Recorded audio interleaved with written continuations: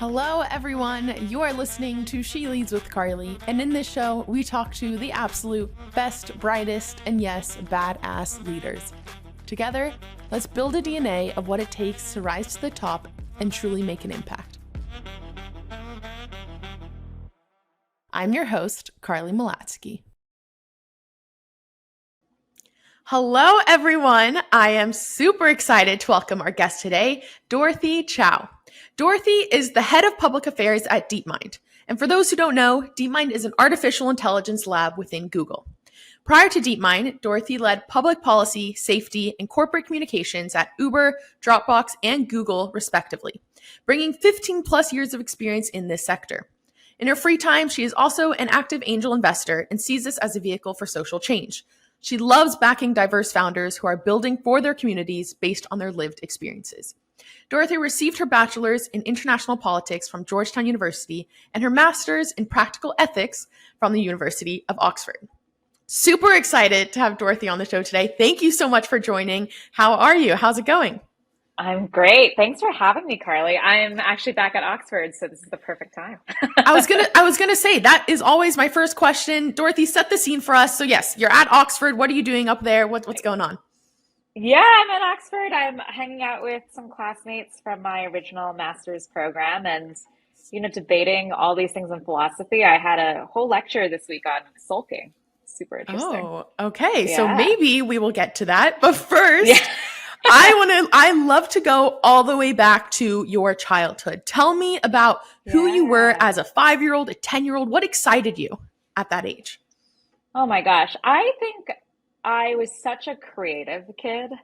That's the thing. And the hard part is I think nobody tells you that post-college, a lot of your creative pursuits get pushed to the wayside because if you're super intense like I was just 150% into my job. And I think what I've missed and what I'm trying to regain now is a lot of that, what I had as a kid, which is a lot of creativity, a lot of exposure to music and art and being outside and literature. I just was such a bookworm. I loved reading. I loved playing in the world of my literary characters. So yeah, that's the kind of kid I was.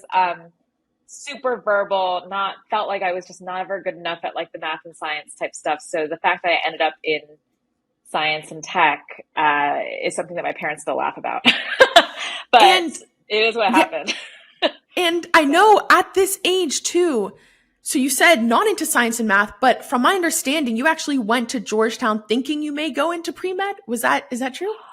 Pre-law or I mean, this is the thing. When you grew up in an Asian American household, those are the options, right? You're going to be a doctor or a lawyer. And I just wasn't, I knew I wasn't suited to it. My parents both being in drug discovery, my brother is a doctor. And I always knew I wanted to do something in basically the humanities. So I thought I wanted to go and become an international human rights lawyer or something like that. And I think partway through, I just realized, I'm not sure I want to keep doing school. I went to school and I studied international human rights. A lot of that has to do with a lot of pretty gruesome stuff. And you kind of are drawn to it because you believe in justice. But when you're in school, you're learning about it. You're writing all these papers, but you don't feel like you're having any impact. And so I actually ended up graduating a semester early, partly because I was I just can't keep having all this stuff on my mind, but not doing anything about it. And so I ended up graduating early. And because I graduated into a huge recession, and because I wasn't sure that I wanted to keep doing school, I ended up saying, you know what, maybe I can figure out law school later if I want to. And I never went back. Okay, wow. Yeah. Also, I can relate a lot to so I'm Jewish, right? And that's also very similar, pre-med, pre-law. Those are the two paths. And very similarly, my family of doctors. So I was like, you know what? I guess that's what I got to do. But anyway, when you discovered, first of all, when did this passion for politics or ethics, when did that, if you look back, when do you think is the first point of, origin and the interest there? I mean, I'm always the kind of kid who is asking why. And I think I was a really sensitive person. And so when something bad is happening to someone else, my mind immediately goes to, oh, but like that shouldn't be happening. Why is that happening? And like, what made it okay for that to happen? Like, if these were things that I was always thinking about. My dad used to play this little game with me where when I was like a toddler, if I saw someone sad on television, he would say, Dorothy, what's going on? And I would just get really sad. And I'd be like, that person's really sad. Like, it's really Wow. hurting them. And I think I just, over time, I tried to steel myself to that, which is why, like, I think I'm somebody who has a lot of um, energy. And so the active energy makes you want to be like, I'm angry about it. I want to do something about it. But I've learned also like that, as a kid, when you feel that like, oh, that's sad, that's really sad, like learning how to cope with that and turn that into something that inspires you Right. is a whole like navigation of that process, right? Yeah. So yeah. So at Georgetown, I could definitely understand how, given that passion, that energy Yeah, could go towards law, right? And solving it in that lens. totally. Yeah. But walk me through, from my understanding, you decided maybe managing consulting, you had an offer Oh my there, and gosh. then something else came up. Walk me through that process. How were you thinking Look, of your career long term? I mean, we all go to school thinking we're going to save the world. At least if you're like me, you do. And Georgetown is all about social justice and living for others. So I was like, yeah. And then I was like, I really don't want to take the LSAT. I am a horrible test taker. I get really nervous. I have a high anxiety. I really didn't want to do it. I think writing has always been a good outlet for me. Like if I were like an essay test, I'm fine. But the multiple choice Yeah. thing, I was the kid who took like the SATs way too many times, just thinking I could always do better. Oh, I'm not doing some like other tests. That's just not what I can handle right now. And so I just Yeah. kind of wrote it off. And so when I did that, and I felt like it was like losing a little bit of my compass on what I wanted to do. Ooh. Um, and I was watching everybody go through this like major rush towards management consulting and banking. And back then, this is like 2007, 2008, it was super prestigious to go into those fields. And I was like, well, clearly, since I don't know what to do, I should do what everybody else thinks is prestigious. So I'm going to go Yeah. to interview on this huge fall rush. And I did. I did like the morning interview, the evening interview, cried in between, cried afterwards. And then I just think like, Wow. you get these case interview questions that are like, how many golf balls can you fit in a school bus? And then like, I look at that now and I'm like, you're just basically teaching people to bullshit and be confident versus actually understanding who they are and do they have the skills and Interesting. the passion and the values it will take to do this job. So it's interesting because now those questions have been known to be bad for women across the board, right? It's like a well-known thing and I think Yeah. they don't ask those questions anymore. I was just intimidated out of my mind. And so I did end up with a consulting offer, practice those interview questions with a good friend enough Yeah. times. And then, so I thought I was going to go do that in the fall. And then I ended up graduating a semester early, like I said, unexpectedly. And my parents were like, well, you're either moving home or you're going to figure out how to support yourself. And I was like, oh crap, I didn't think about that Yeah. part. So I applied. I remember I applied to work at anthropology at Coach, thinking, I could do retail for a bit and see what, like, just take a break. Right. Need a And I job. applied to Yeah. Google. Yeah. And then I applied to Google in Washington, D.C., and they had just opened their office. It was like 10 people. But I didn't know any of the context at the time, right? I was just like, whatever. It seems like a great opportunity if I could get it. Yeah. And they gave me this internship and it came through very quickly, which normally, if you know Google at that time, they dragged out every process that would never have happened. I actually got the offer for that before I got any of the retail offers, which is crazy. Wow. And they kind of just put me to work as a full-time intern. And part of the reason why they gave me that job was because they're like, she already has a job, so we don't have to worry about like she's not looking to get anything else after this. And about halfway through that internship, they asked me if I would consider reneging on my offer for consulting to stay. And I was working basically with the McCain and Obama campaigns and a lot of other congressional campaigns at the time in DC on just using YouTube and other unpaid Google products. So not the ad side, but like Google Docs and spreadsheets. Back then it was like all new Right. to organize a campaign and reach voters. And now, I mean, now we have a totally different problem on YouTube. Yeah. But that was the gig and I just loved it. And Wow. yeah. And so, okay, before we even go down that route, Yeah. I am so curious, looking back now, right? And even reflecting on that experience, going through the interviews of management consulting, I think actually those questions are still there, even for like product interviews and whatever Oh it may God. be. And it's so fascinating just hearing you talk about it because I think such a big part is that confidence piece. So I think, like you said, for Yeah. women, it may be harder, which is a whole discussion in its own. But looking back now, what advice would you Yeah. almost give people who also feel that pressure that they should go Yeah. down this path? It's secure, it's a good job, everyone else is doing it. How do you think about that versus saying, you know Yeah. what, maybe my passion is going down another route that is maybe less secure? So, how do you think of that? Oh my gosh. If I could, I 150% think that the greatest thing in life that I feel now is living in alignment with your values, um, and your beliefs. And if you can do that, like if you can express that through the work that you do, no one can take that away from you.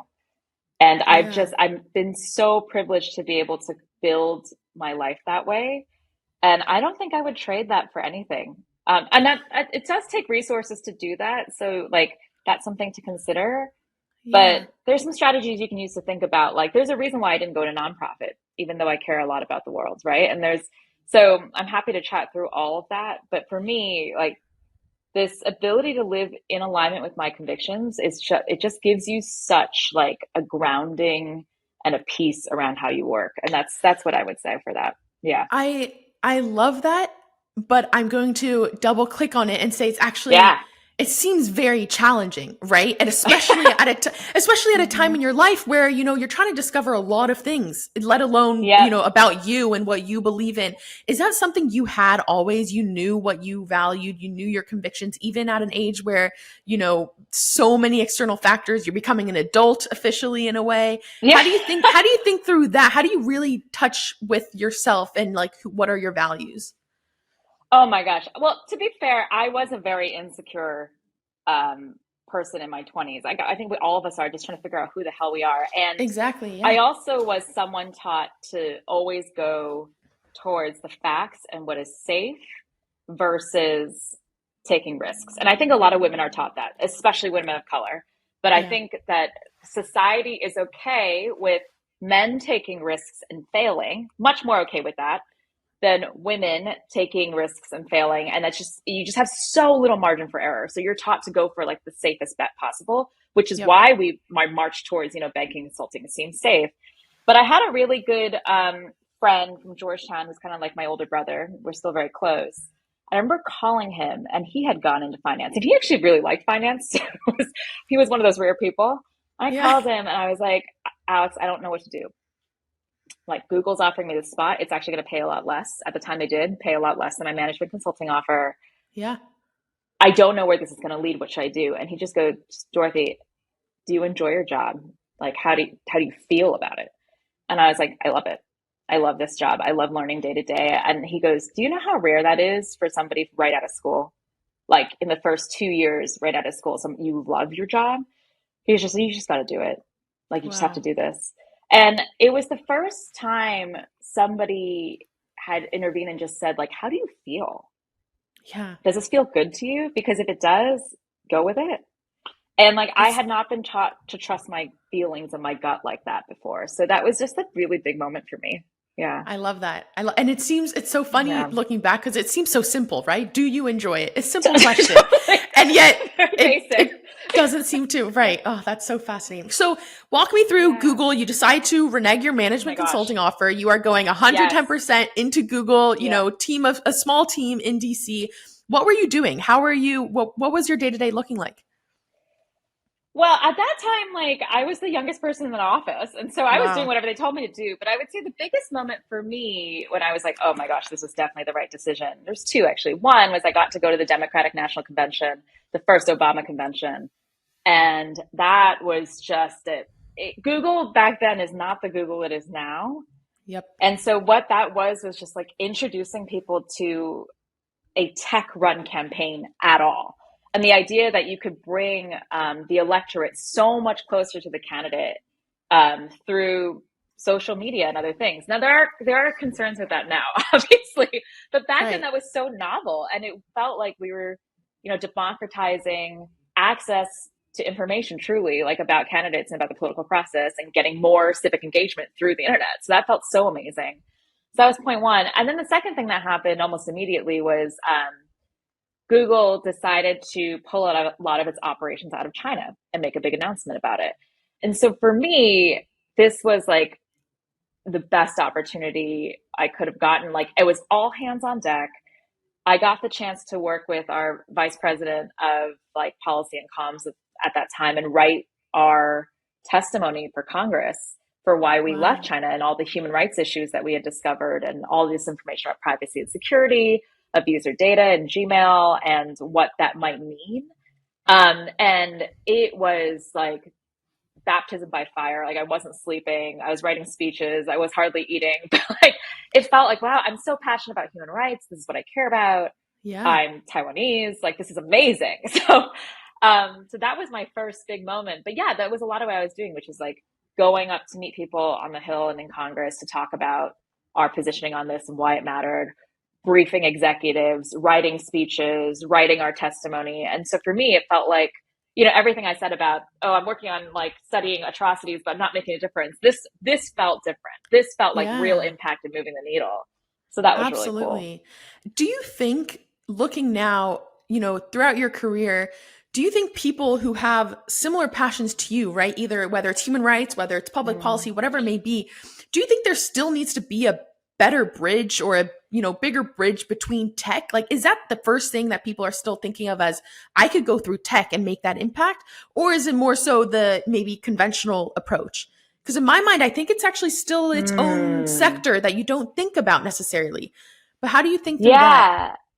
I mean, I didn't know this job existed when I was at Right. Georgetown. Had no idea. I mean, Yeah. truth be told, like, they were fewer and further between back then. There are definitely more companies now hiring people with policy backgrounds. Um, yeah, look, I think that policy can be an incredibly relational and translational job in tech. What you are trying to do is build trust and earn trust from the public in the tools that you're building. And a lot of that has to be done in partnership with the public sector. I think traditionally tech is very averse to politics and regulation. But I think to a certain degree, you really only get responsible innovation when you partner with the public sector. These people Yeah. are elected officials. Elected officials should be one of your biggest user signals because they're literally elected to represent your users. Yeah. And I think people don't take that seriously enough. And there's so much work, to your point, that can be done to narrow that gap, Yeah. especially for people who care deeply about democracy um, and the future of how society works. It's not just tech that is building that, and certainly tech should not be doing that on their own, right? It Yeah. should be something that we agree on together if it's something that's going to impact all of society. Yeah. Wow. So I can go a couple obviously different directions here. But before I Yeah. even go to, you went to corporate communications, led that at Google, and then Mm-hmm. obviously to Dropbox. So we'll get to that. Yeah. But you were almost at the very forefront of what this looks like from a policy aspect in tech, right? With, campaigns and Mm-hmm. presidential campaigns, Mm-hmm. whatever that looked like. Looking now, do you think there is something fundamentally missing at these early Mm. stages that need to be addressed, given that, as we've seen, it can go in a whole spiraling effect? And that actually Oof. can be applied in any domain, right? Whether it's, Yeah. Instagram, when it started, they weren't thinking about, the number of likes is, validation and self-worth and mental health, whatever it may be. How do you think about that? Yeah, I mean, as you know, I work with a lot of founders now from an Yeah. angel investing perspective. And one of the biggest things I look for when I'm looking to make an investment is this founder somebody who sees the entire ecosystem and is thinking about their role as somebody in that ecosystem? Or are they just looking to build for themselves, right? There's a Yeah. big difference in the way that founders orient themselves in the world. And the way a friend and I often talk about it is like, that optical illusion where everybody sees a rabbit, but then some people see a duck. I'm like, I want to Yeah. find the person that sees a duck. And often the Ah, person sees the duck is somebody who's been through a different life experience that has caused them to see the duck, or is like has done a lot of self-reflection and about why they're doing what they're doing, which is enabling them to see the duck, or like is really curious about why this thing operates this way and why what are the power dynamics, the social dynamics, and the economic dynamics that make it move that way. And so I do look for that. And I think inherent in that kind of founder is a predisposition towards what is my product or service going to do in the world? And how do I steer that impact so that it is, you know, equitable, so it's yeah, largely beneficial? How do I handle the risks if something goes wrong? Because it will go wrong. Software always has bugs. What am I going to do to help redress or address, sorry, the issues that are raised? Like that, those are right. things I really do look for in a founder, rather than build, and get the biggest valuation, because a lot of these valuations are fake. Yeah. So, yeah, All facts right there. And I can yeah, see it too, working at Floodgate, we see it often, right? yeah. It's who is just, those technical builders, which they could be absolutely, brilliant at building, but Hmm. then it's that level deeper that you just mentioned, which is so important. I love that. So, Yeah. Dorothy, you end up going to Dropbox and leading corporate Hmm. communications. Before we even go into what is corporate communications, what does that role look like? Corporate communications is just all the media relations and the like public profile that you're giving the companies. I actually see it as broad reputation management. Is kind of what I see as that. You're managing how the company is seen by Mm, business got it. reporters, by people who will otherwise set the tone of the market and have an opinion about your how you guys are operating. And what you're trying to do is give people access to the information inside the company so that they can weave together that narrative and that story.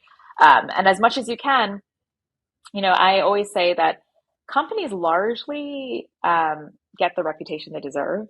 So it has that external component. But I actually think a lot of what I try to do also is ask the companies questions around, okay, so do you have a good answer to why people should trust you?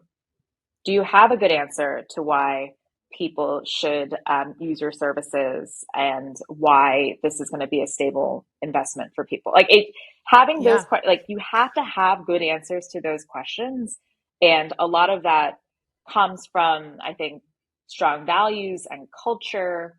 Um, those are the core components of reputation. Like the Yeah. communications part of it is like the gloss over all of that, or it's like the icing on the cake. But if you have like bad ingredients in the cake, it's not going to taste good. So, Yeah. a lot of it is working Totally. both internally and externally, which people don't always recognize. Yeah. And how do you balance the ensuring that you're building a great reputation, you're getting the Mm. great messaging out there, but also with being very ethical and trustworthy and because unfortunately, I think what we've seen with tech, maybe I have the pessimistic view, I Mm. don't know, but we've seen, there's, a kind of infringements of privacy and there's so many things Hmm. at play here and it's only it's only going further down that path maybe, but how did you balance that of saying, okay, this is very important that we send this messaging out, but also ensuring that we're building trust and we're building in the most right way? I think that comms is such a great role, because what you can really do is hold up a mirror to the founder Yeah. at the company, right? And say, this is what people are seeing. Is that what you're okay with seeing? And I think Oh it's a wow, really yeah. cool role that way, because often when decisions were being made at each of these companies I worked at, no matter what role I was in, I would say, okay, well, here is the external perspective. Either I would ask somebody external what they thought, in a much more veiled way, like hypothetically, blah, blah, blah, blah. Or I would just, kind of surmise based on my experience with a lot of people outside the company, hey, this is how this is going to reflect. Is this what you Yeah. want? And is that okay with you? Because sometimes, depending on who you're talking to, sometimes we're like, yeah, whatever. But a lot of times, I think it's a way of appealing to their better angels, to be honest. Like it is Yeah. sometimes something will sound one way in your head. And then when you say it out loud, right, or when you play it out, you're like, I'm not sure anymore. And having that reflexive kind of practice is just really important regardless. But I think for a Super comms role to be fascinating. meaningful, what you're trying to do is earn trust. And, a lot of times tech companies say, oh, that was just a misunderstanding. They were misunderstood. And I'm like, they were misunderstanding what I did. Were they really? If you really ask that hard question, were they misunderstanding, or is that just what happened? And are you okay with that? Because you have the ability to change if you want to. Yep. And so a lot of the decisions Yeah. that were being made Super at these interesting. higher levels, is around, I feel like it's a really cool position from which you can have a lot of impact, um, if you want to. Yeah. And so at Dropbox and then afterwards you decide to go to Uber. I would love to walk me through almost your thought Whew. process, changing companies, and obviously I would love to hear your Uber experience. But first, walk me through, what Yeah. were you optimizing for? How did you determine, Oh my goodness. this is the next step for me and I'm ready to take that next step into a new company? So my biggest lesson, I will say, no matter what role you're applying for or going for, is that at the end of the day, your quality of life is determined by the people you're working around. No questions asked. But that is just the number Love one it. thing, no matter how much they're paying you, no matter what title you have, that is the number one thing that defines your day to day. And so when I went to Dropbox, the kindest people. I mean, it was just an amazing exec team. Ramsey Hamsani, who is now a founder as well, was my general counsel, and he was leading a broad set of teams that I had the privilege of joining. I worked for a woman who I'm still very, very close with, who's now in venture. And so it was just a cool group of people. And it was all interesting because it was a really bunch of early stage people. So a lot of them are now all in VC or founders themselves. And so I was only at Dropbox like 18 months or less, but I feel like the relationships I built there are now ones that I've completely gone full circle and circled back to, because a lot of them are in AI Wow. or they're in VC, and it's just such a cool network to have. But so when I went to Uber, which was interesting because it's all about people, I was talking to an executive who I'd worked for previously at Google, and she had gone to Uber. And she got on the phone with me, and I said, look, I don't agree with any of your political positions at this company. And I've also heard horrible things about working there as a woman. So I just really don't think this is for me. And she just looks at Wow. me and she goes, Dorothy, you care a lot about the world. And this company is going to have a huge impact on the world, whether you like it or not. So either you don't do anything about that, or you come here for at least a year and stop throwing rocks at glass houses and see what we can do together. And for me, I was Oh, like, shit, wow. that's so compelling. Uh, so I went and I ran consumer protection and safety there, but it was really about looking at every single one of their processes, especially up to like leading in the intention of leading up to them going public, and thinking, what do we do about this? So one of my interview questions that they asked me was a bit like a case interview, which was, one day we're going to have a volume of rides every day at which there will be at least one person or more getting into accidents, being assaulted. That's just what happens with running a huge company with people in small spaces. And how are you going to deal with that from a policy and comms perspective? So Wow. that's the kind of thing that challenge that I was thinking a lot about. And I thought it was worth going for. So Yeah. yeah. So, and then through that time, almost this woman that you talked to very Yeah. much prepared you in a way, because it was hard. It Yeah. was a hard experience. Very hard. Take me a bit through, Yeah. what was the most challenging part? And yeah, first, what was the most challenging part of working at Uber once Yeah. you actually got their hands dirty? Most challenging part was that I'd only worked at Google and Dropbox prior to that. And it was early Google, early Dropbox. I had not worked with an exec team where we had fundamental values disagreements, like real values disagreements. And I had not worked, certainly not at that proximity, with executives who we just like did not see eye to eye. We did not share the same principles at all. And yet I Yeah. felt like the product was interacting with so many people that I felt like this moral obligation to just say what I needed to say. And I'd never worked on something where I was dealing with people's daily lives, right? Like cloud storage and like Google products at that, they're still pretty far away. Email, like, docs, like it's still Right. pretty far away from like real life situations. This was like logistics on the ground. And so, every time they asked me something about changing safety protocols, um, because at that time, what they were looking at was they felt like safety costs was just equal to a background check, which onboarding drivers was probably the most expensive part of the business at that point in time. Hmm. And so they were looking at all the different ways to streamline that. And I spent a lot of time thinking, like, am I not going to convince you with the number of like assaults and deaths on the road? I mean, accidents and things like that too. Like, am I not going to convince you with that? And then I thought to myself, okay, the the thing that matters to them is the bottom line. So what I did was I got the litigation team and the insurance team to put together their costs. And then I said to them, Okay. okay, here's a new formula for safety. It is litigation costs plus insurance costs together minus background check costs equals the actual cost of safety on this platform.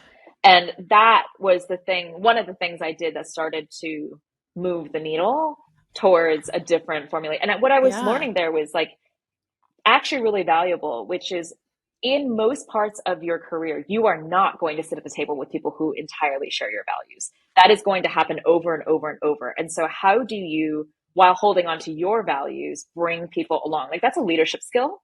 Leadership is actually about bringing Yeah. people along who also disagree with you. And that I'm really grateful for having learned there. Wow. Dorothy, Yeah. so from there, yeah, that's a lesson that you can take really anywhere.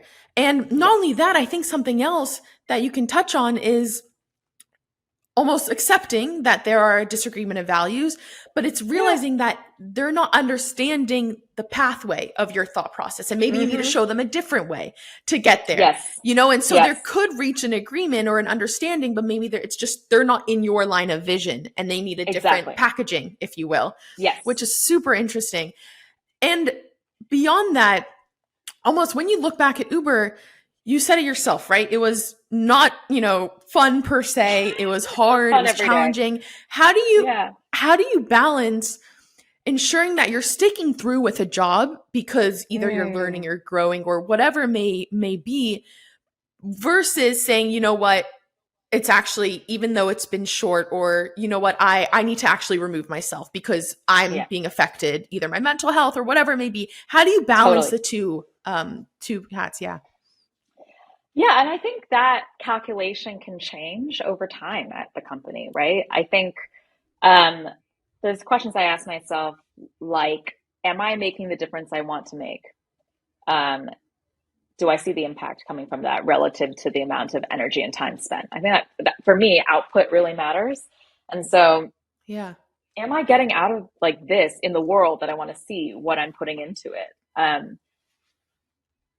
Do I feel like this is a tenable situation that's not, to your point, not toxic and not harming my mental and emotional health? I think towards the past few years, I've really, really had to level with myself around what is good for my mental and emotional health and what's not. It used to just be like the last thing I thought about, and then it just catches up with you, right? I've Yeah. probably like had high functioning anxiety and OCD my whole life, and when you're younger and in more junior roles, it actually really helps you because you're just really on top of it, and you're like high performing, great, I can get this done. I'll stay up all night. It'll be fine. I won't sleep.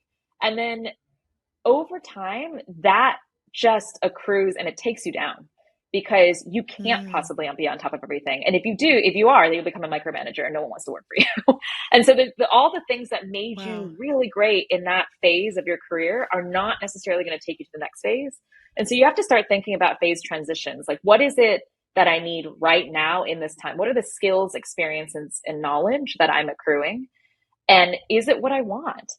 Because if it's not, then it's probably time to move on. But for me, even though like there were so many moments where I really did not like my job at Uber, like it was fun, I was still like learning tons of new skills, right? Like I learned a lot around like executives are not gods; they're just people, and you have to level with them.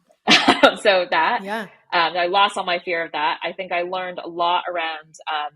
I had a ton of experience. I had to testify in multiple different hearings across different cities and states.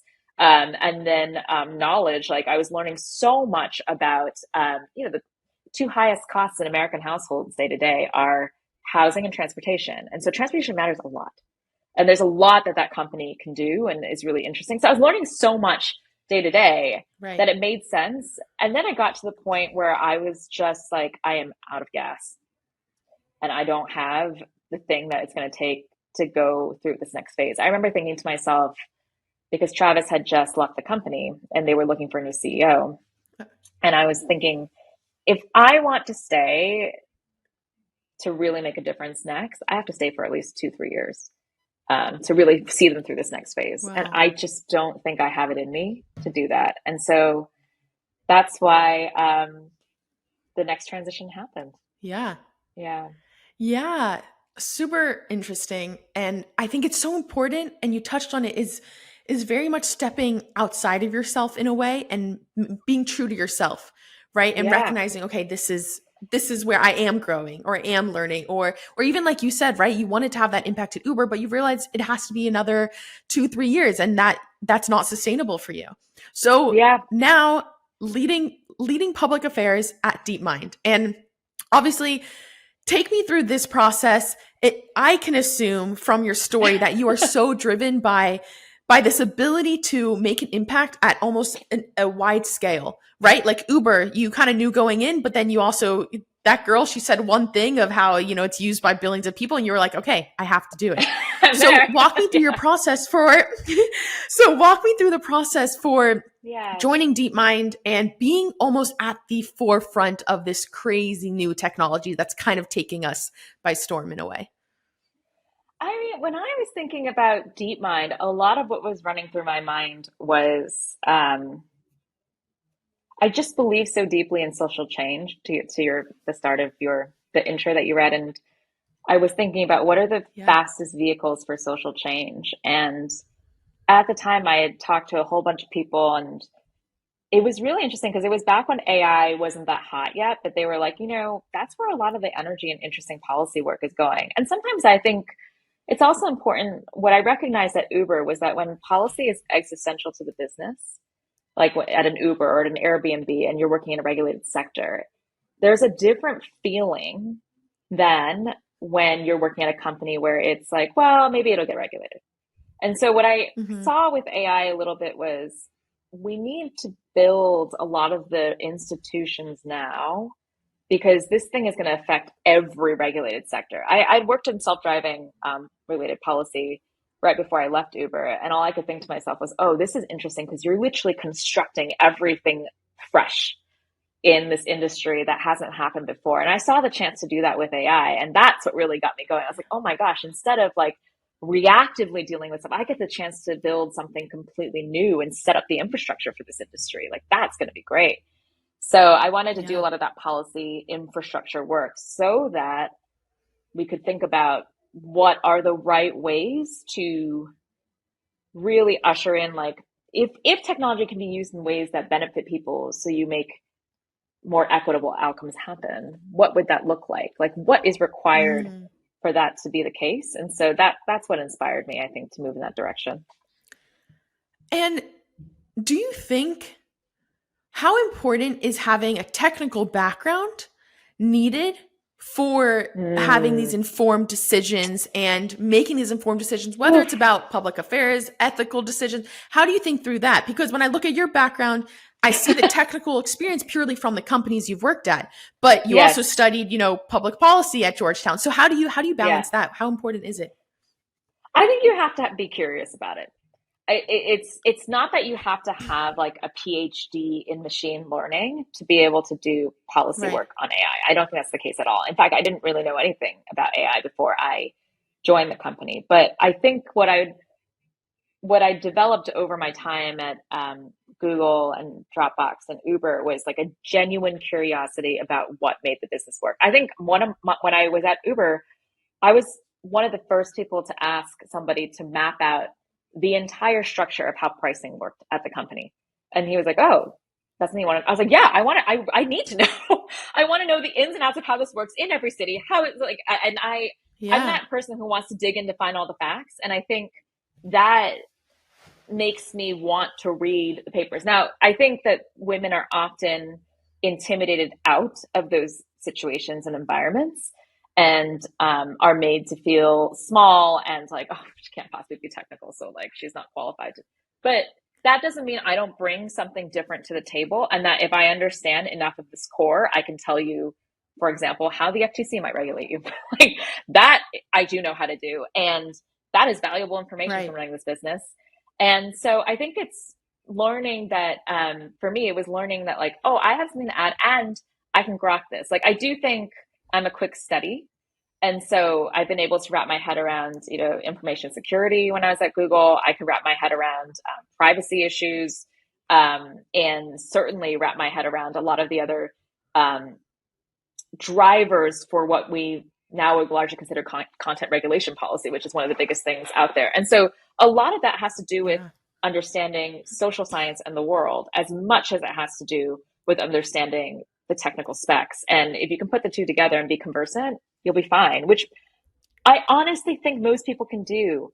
I think we give Right. people way too little credit, and way too many barriers to being, you know, able to participate in the tech ecosystem, honestly.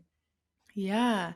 I love that. And I'm so happy you said that. And even going a step further, and you mentioned this briefly, but what do you think needs to happen to ensure that we're getting more diverse voices, whether it's women, Mm. whether it's people of color, whoever it is? How important is it? And who do you think is responsible for pushing that change?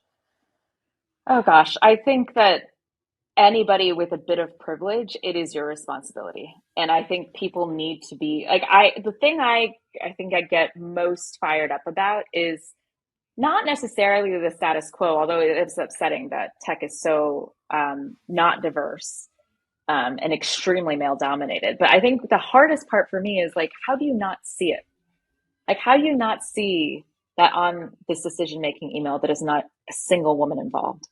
How do you not see that, when you draft a press release, you have six quotes and they're all from men and not a single woman? Um, Yeah. those kinds of things just drive me crazy because it is so blatant. And then I think as a woman, when I was coming up through the industry, even if you just pointed out a fact, for example, if I said, or like just an observation, no senior women were in this meeting or spoke up in this meeting. It just feels so loaded to observe that and say it when it's just a fact. And so I just wish people in privileged roles would be more aware of that, because it starts with awareness, and then Yeah. once it becomes part of your like daily lexicon, you can't help but not. I can't not see it. It's like it's everywhere Yeah. to me now. And I think a lot about what it takes to create an environment that feels safe and comfortable, for people to want to participate and walk into. I mean, that is, I remember actually really significantly when I was at Uber, the former Attorney General, Eric Holder, had come to give a talk, and I was with the people staffing him. And this is in San Francisco, so at Uber headquarters. And all of these people were going up and taking selfies with him, and they were all white and Asian, basically. And then I Okay. turned Wow. around, and it turns out the kitchen staff, the security staff, everybody who was black and brown had stayed late, and they were just gathering in the back of the room. And he looks up from all of these photos that are happening, and he sees them, and he just looks at his staff and he goes, "Push my next appointment back an hour." And he just walks straight down the aisle and goes and just like starts like chatting it up with them. And I just start crying. I just started bawling. I was like, I can't, Wow. because it was so stark in that moment that the Yeah. spheres that we're living in are not the same, and it's not okay, and it shouldn't be that way. And I'm part of this, and how do you become a leader like him who sees them and sees that and wants to create that bridge between the divide versus one that like is just okay taking the selfie? Like that, I think, is Yeah. such a big moment for me. And I've loved working for leaders who see that. Yeah. Yeah. Yeah. Wow. I love that. And I think it's so important even just to share these stories. I think the power of Yeah. exposure goes such a long way. And so I love that. And I'm really happy you shared that. Okay. Yeah. More fun questions, if you will. Sure. But Dorothy, Yeah. I would love to know, what is your hottest take? Oh my gosh. My hottest take. I was thinking about this when you had added in like a convictions thing, and I was like, well, controversy and conviction is, I think, what you put.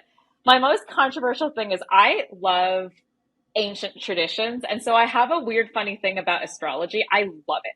I think it's amazing. Okay. I think no matter who you are, it's a great prompt for you to think about what's going on in my life and why is it happening. And so I love it. I love all kinds of ancient myths and traditions and astrologies and like different like woo-woo things, because I just think they must have known things that we didn't. They didn't have all these distractions in their lives. And so I think that's the funniest thing about me is I'm super woo-woo, even though I work with a bunch of scientists. So yeah. I love that. Okay, so I have to ask, what's your sign? Oh my gosh. I am a Sagittarius sun sign, which is, I think, goes with all the philosophical and travel. And then I am a Leo moon and rising. So all fire. Okay. So Yeah. I wouldn't even be able to tell you the sun versus moon versus rising. I think I've looked at it at some point, but I do know I'm an Aquarius, born in February. Woo! That's the extent. So that means we get along. Yes. That's a good match. Okay. Well, there we go. I think you're right. I think it's a factual, I believe it. I believe it. So Yeah. Dorothy, what would you say is your superpower? Oh, I think my superpower is connection. Connection, because I think it's so much more powerful than control. And so when I think about managing teams, a lot of what I think about is like, how do I connect with this person? How do I understand where they're coming from?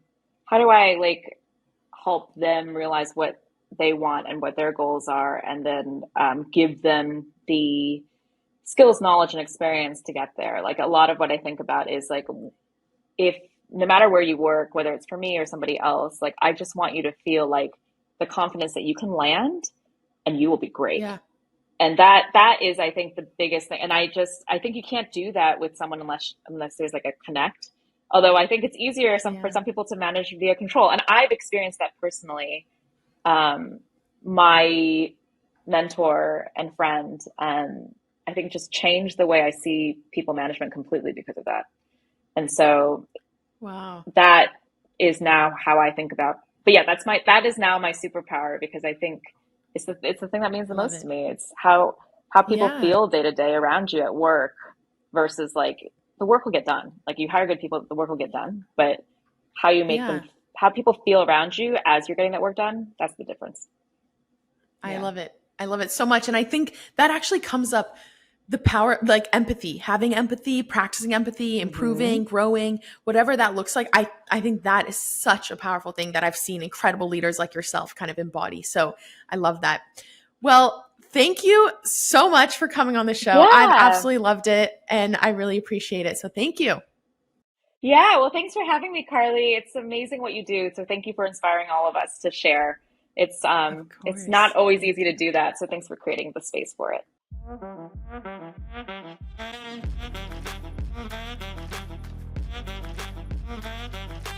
Thank you so much for listening to the show this week.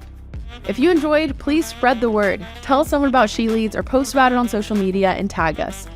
If you want to contact us, feel free to send over a message through the She Leads Instagram page at sheleads.show. If you want to follow us on Twitter, our account is at SheLeadsShow and mine is at Carly Malatsky. This episode was produced and edited by Nick Verschow. Thank you also to our partner, Floodgate. If you're passionate about startups and want to learn more about the starting journey of those who have built groundbreaking companies, I highly recommend listening to Starting Greatness with Mike Maples Jr., the founding partner of Floodgate.